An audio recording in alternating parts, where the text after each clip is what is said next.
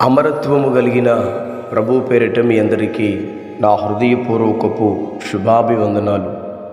ఈ దినపు యేసయ్య కృపావాక్కు దైవజనుడైన పౌలు గారు కొరింథీయులకు రాసిన మొదటి పత్రిక 10వ అధ్యాయము 12వ వాక్యము.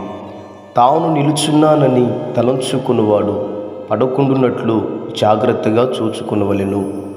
ప్రియులారా, ఈ దినం దేవుడు మనతో మాట్లాడుతున్న చక్కటి మాట. తాను నిలుచున్నానని తలంచుకున్నవాడు పడిపోకుండానట్లు జాగ్రత్తగా చూచుకొనవలెను. నిజమే, ఈ చివరి దినాల్లో అనేకులు వారి విశ్వాస జీవితం నుండి పడిపోతున్నారు. వారి పరిశుద్ధమైన జీవితాన్ని చేయలేక పడిపోతూ ఉన్నారు. ఆత్మ సంబంధంగా పడిపోతూ ఉన్నారు. ప్రభువులో నిలిచి ఉండలేక ఫలించలేక పడిపోతున్నారు. వాస్తవానికి ప్రియులారా, ఈ దినం మనం బ్రతికి ఉన్నామంటే అది దేవుని కృప. ప్రభు మనలను తన ప్రేమ ద్వారా, తన దయను బట్టి మనలను బ్రతికించి ఉన్నాడు.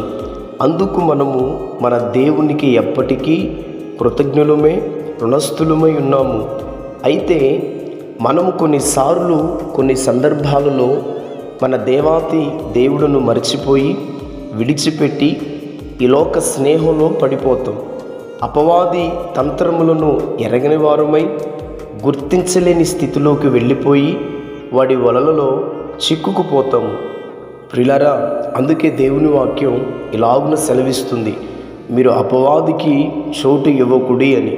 మనం పడిపోవడానికి ఒకే ఒకడు కారణం, అది అపవాది.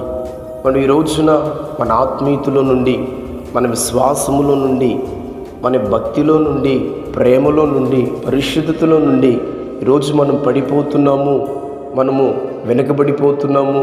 దానికి కారణం మన శత్రువైనటువంటి, మన విరోధి అయినటువంటి అపవాది మాత్రమే. అందుకనే మనము అపవాది తంత్రములను ఎరిగిన వారమై ఈ చివరి దినాలలో అపవాదికి చోటు ఇవ్వక నిశ్చయముగా దేవుని యందు మనము స్థిరపరచబడి బ్రతకాలి. ఈ రోజున మనం ఈ స్థితిలో, ఈ స్థానములో ఉన్నామంటే అది కేవలం మన దేవుని వాత్సల్యము తప్ప మరొకటి కాదు. ఈరోజు మన తండ్రి సహవాసము నుండి, ఆయన కనుచూపుల పరిధి నుండి, ఆయన మనకు నియమించిన హద్దులను మనము దాటి వెళ్ళకూడదు. ప్రాముఖ్యంగా ఈ చివరి దినములలో అపవాది ఎవరిని విరుగుదునా అని గర్జించు సింహము వలె తిరుగుచున్నాడు.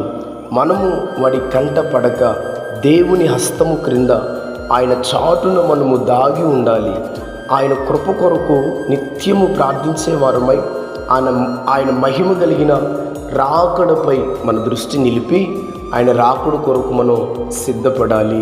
నిశ్చయముగా ఈ చివరి దినాలలో, ఈ అంత్య దినాలలో దేవుడు మనకు అనుగ్రహించిన కృపని మనం పోగొట్టుకొనక, దేవుడు మనకిచ్చినటువంటి ఈ భాగ్యమును విడిచిపెట్టక, తండ్రి సహవాసము నుండి, సంఘ సహవాసము నుండి, దైవజనుని సహవాసము నుండి మనము దూరము కాక నిత్యముగా ప్రభువులో మనం స్థిరపరచబడి ఆయన నిత్య మహిమ కలిగిన రాకుడు కొరకు మనం సిద్ధపడినట్లు నిత్యముగా మన మనసులను మనం స్థిరపరచుకుందుముగాక.